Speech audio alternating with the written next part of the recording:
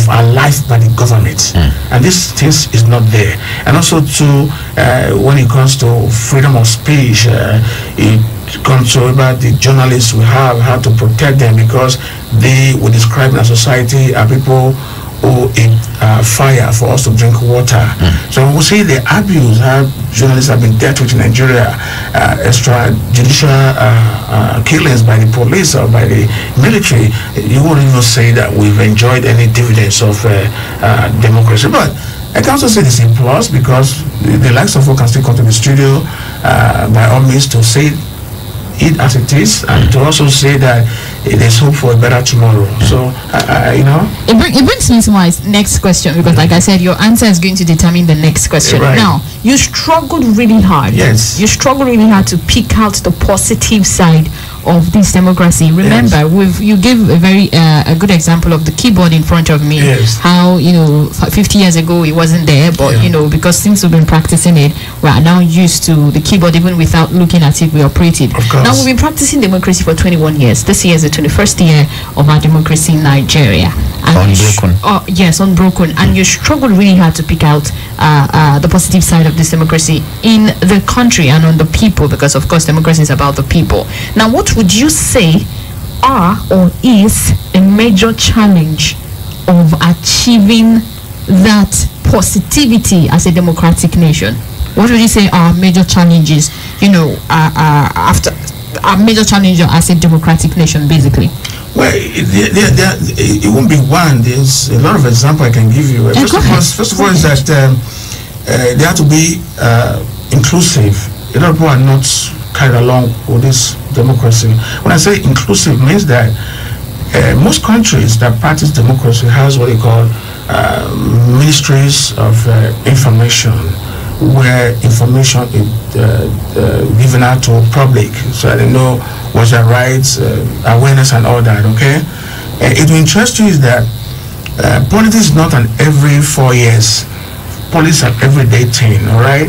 So when we contest our nation today and one becomes victorious, a lot of people wait again to the next 4 years before we start discussing politics. It ought not to be like that, okay? And I think if we enlighten the people that their vote is their right, their vote is very significant, their vote will give them electricity, their vote will give them potable water to drink, their vote will give perhaps free medical attention or care, their vote will give them a lot of things that democracy entails is very important, and then they become full participants, they participate in it, and then those who are seeking for our vote have respect for us in return. What we have not seen in this dispensation is that people wait for every 4 years, and then as good as you are, and you are willing or interested in contesting for an election, for example, you will never be taken serious because you have the intelligence but you don't have the money. And those money bags will come out and buy this vote. And these people, because they play with their psyche, their mindset, and these people will fall into anything and take 4,000 and set their future for other 4 years for undemocratically elected person, because we see them that democratically elected. But when money changes in politics and you buy your vote, you are undemocratically elected. So you're saying that the players, which are the politicians, and the participants, which are the electorate, they do not have a grasp understanding of what democracy is. No, they don't. They don't. And as a matter of fact, I was thinking something when I was coming to your station. I said, let us have a school of thought. Let us see if we can create a school where we can actually practice democracy. Because don't forget that we import it. It's not for us. All right? And don't forget that we also have school that teach people how to use keyboard. All right? And then we become very perfect in it, and then sometimes we're even better than the people who actually give it to us. But I think that most of the players we have in this arena have no business there, because if you are not patriotic, don't think about politics. Because politics is about giving, it's about patriotism. You ask yourself now, in the whole scenario, how many of these members of House of Senate who are supposed to be lawmakers, members of House of Representatives, or even the executive governors, how many of them are truly patriotic? You see, patriotism means one thing, and that's why I respect America. When you see an American, for example, coming to Africa or going to China, you say, "Hey man, where you from?" Say, "I'm an American." What that means is patriotism. It's very proud to be an American. It won't say I'm from Chicago or from California. No, you say I'm an American. American come first before any other thing. That's patriotism. You ask even fellow, Edolites here or Nigerian, where you from? I'm from Enugu. Be a Nigerian before you become Enugu. Be a Nigerian because when there's no country, there's no politics. You know what I mean? You feel me, right? So this is what we are getting in Europe. I think the people has to participate. They have to reject the money. They have to also be educated. If they're not educated, you can't blame them. Okay. You know? All right. Okay. On Saturday, you and a couple of other Nigerians from Edo State here. Correct. Were at the government house. Yes. I think you led a protest to the government house. You were a part of the protest. You were part of the protest, yeah. But you were everywhere on the social media. Well, just part of it. Yeah. So what were you protesting? What were your demands? Because I understand that the deputy governor was there to receive you. It was phenomenal. You know, like even I saw him and I look at his face, shook my hand. I said, Philip, we've come a long way. You're a nice guy, and you got very hard. You were once the NAS president at your time, and I think the right to protest is a right. Nobody give you that right. It's your right. It's your fundamental right to protest, so long you are doing it very lawfully without obstructing any justice. And I said, I've never been on cuff, and I think there's no need for me to be on cuff every time I protest and every time I take you to court. But that doesn't mean I don't love you, and that doesn't mean you don't love me. But we just have some differences in opinion, right? So getting back to your question, my question was very straight. It was just three things I was asking for. And what was I was asking for? I said, first, we see vigilantes, neighborhood watch, whatever you want to call them. And I also saw Aruna there, the CSO. I said, it was a very fantastic idea. But, anybody can shoot a gun. But are they trained to shoot a gun? It is risky to give somebody who is not trained a gun, because you can cost more harm to the public than good. So what you are doing is good. I think it has reduced some of these cultists, robbery and kidnapping. It's very fine. But do you also have biometrics? Have they taken their mug shot? Because before you give somebody a gun, you must take his biometrics, you must take his mug shot, you must make sure that if anything happens, you can find that person and perhaps send them to training in future. And if there's possibility, let us see that we can, from there we transform them to become a state police. We need a state police. We need to break the center. The center has so much power. Okay. And that was one point. And the other point I was given to him was the idea telling him to tell the Excellency Noah's Godwin that it's time for him to have a really truly legacy, that the judiciary need to have their independence, a truly independent, whereby they have their money, so that if they want to pay salary, they want to renovate, they want to do it, they have their money to do it. Don't let the state government dictate that, because we're supposed to have three arms of government, right? The judiciary cannot pocket them, and that really resonated him. And the last one was the president was able to indict the 36 state governors by saying that, what is going on in our state, you give the local government 300 million, and they sign for 100 million, and the government pocket 200 million. That's an indictment. And I also plead with him. I'm not saying he is doing it, but it should be a shining example, because this is the heartbeat. All right, this is a heartbeat. This is the cradle of civilization. Everything good should start from Edo State. That was my 3-point. And the likes of Viawe did very well and spoke very well. And Talakawa, Kola Idopai was also there, and the rest of them, they were women. So what did the deputy governor? What was his response to? Well, he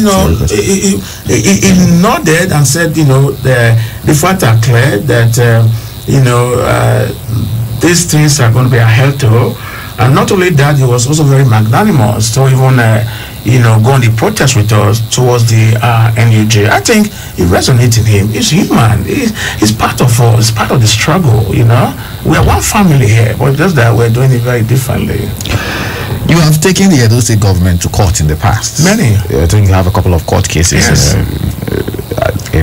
Always, whenever there's a perceived injustice or you feel you've been on record as saying Governor Obaseki or Edo State government, as the case may be, please reverse this, or have gone to court to challenge them.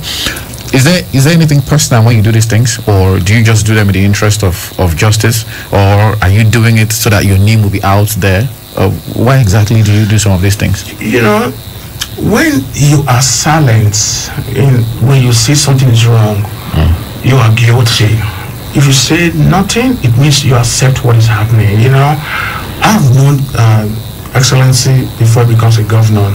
I know all the players in this administration, and it's not something about my state. I do it to the federal government. It will interest you. I brought the FY to bearing during the time of a year ago. I've been doing this for about 25 years of my life. Not that I enjoy it, but I get myself in necessary trouble. Okay, and the best way you can fight government is constructive criticism. And if there's no country that criticizes the government constructively, then there's no democracy. So it's not something personal. This is my time and my money, all right? When you fight the government, you get anything from there. When you fight your wife, you don't have dinner. Very interesting. Okay. You keep using the expression fight the government, fight the government, fight the government. It's a fight. Okay. Yes. I see. It's a fight. I see. All right. Chief Eholo, we are going forward now. This is 2021. Right. We have a couple more years to 2023. Yes. When the next general election is supposed to happen. It's not going to happen. Election is going to happen in Dose, but not gubernatorial election, right. General elections. Right. Elections are the bedrock of democracy. Without elections, there is no democracy because True. Power must change hands courtesy of the electorate. Looking forward, what are you expecting, considering what is happening right now and where we're headed right now, where we were in the past, where we are right now, and where we're going? And just to answer that question exactly, what is the future of democracy in Nigeria? Well, I think the 2023, you call it, right? We must have a country before having an election. So let us pray that we have a country, because, it has been predicted before, but people who are very strong people with tough skin, that Nigeria is going to disintegrate, right? But the indices of a first state is already here. All right. What is a first state? A first state is when you have state actors, not government functionaries. Non-state actors. Yeah, not state actors. Okay. Yeah, not state actors. Okay. Determine what I'm not going to quote name here. We had a lot of people staying for agitation from the Nigeria Delta, given an ultimatum to the country that if nothing happens, everything's going to go crazy. And they're playing with Charter to go there and dialogue with non-state actors, right? So that's an indice of a first state. When you go to a police station and burn police station and kill a federal police, it's a first state. Because the police are federal, and the police protect all of us. When we sleep, they're out there. They don't deserve what is happening to them. The military, they protect our sovereignty. They don't deserve to be killed. So when these things are happening, it's an indice of a free state, okay? But I pray that this should not fade. So we should be talking about how we can curtail the insurgency, the banditry, the Boko Haram, the ESME and all that before talking about the election. And the people who have the power to do that, they are powerless to do it. Who are the people? They are the people of House of Senate, people of House of Representatives, who can come out to say, Mr. President, we need to do something about this situation. The President last broadcast was saying that he does not fully agree with the grizzly, but we are in the 21st century. They said they were going to reclaim the grazing routes. Well, no, it's possible. Like you have already built here, there's marble ties here. Are you going to crush this building? We should be talking about creating an employment, having a ranch, we have the money to do it. Are we going backward or we are going forward? We cannot let some certain people, because they feel that they are more Nigerian than us, dictate to us who can go backward. That's not possible. We should be true to ourselves as a country. We need to create employment for people. We have a lot of army of unemployed youth who are bored thinking about crime every day. If we have ranches, do you know how many people will be working in those ranches? We can even be a country that we even be exporting beef, because we import everything. But I can tell you, we can export beef from this country, organic beef to other countries. So forget about that crazy idea of reclaiming back land for grizzly, walking cow from the north to the south. That is preposterous. Yes. Why do you even think it is even a topic to talk about in the country? Or open grazing? What exactly is the problem with governance? Because from what you've stated, from all I've been listening to you say, it's looking like we're having problem getting governance right in the country. And that is why some people have also debated and said, why should open grazing be a topic or a bone of contention as big as Nigeria is, giant of Africa, the said giant of Africa? Why is it even a topic? What, like you said, are we moving forward or we are moving backward? You know, it's like saying that we need to be fetching water from the well now, yes. And then we see other countries that are, you know, digging boreholes, creating easy ways for people to get water.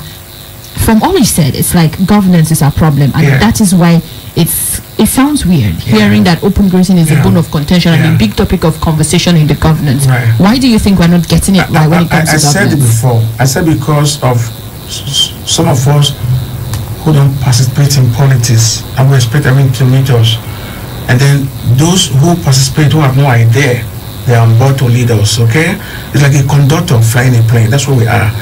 Otherwise, the governors have the right of their own. Even local government have the right of their own.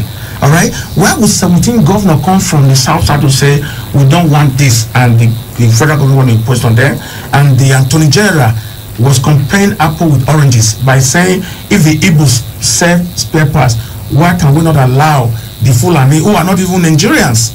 That's what I'm telling you, because in this topic, now I hope you record this, most of these guys who are committing atrocities, they are not Nigerians. Let's leave the tribe thing now. I'm getting somewhere. Yeah, what we are talking about, the herdsmen. I think we should just use that word. Let's use herdsmen. Yes. So use the herdsmen. Again, it's like, you know, a woman having a baby in distress. You are telling her to put her behind to the fire instead of telling her to put the front to the fire. The baby came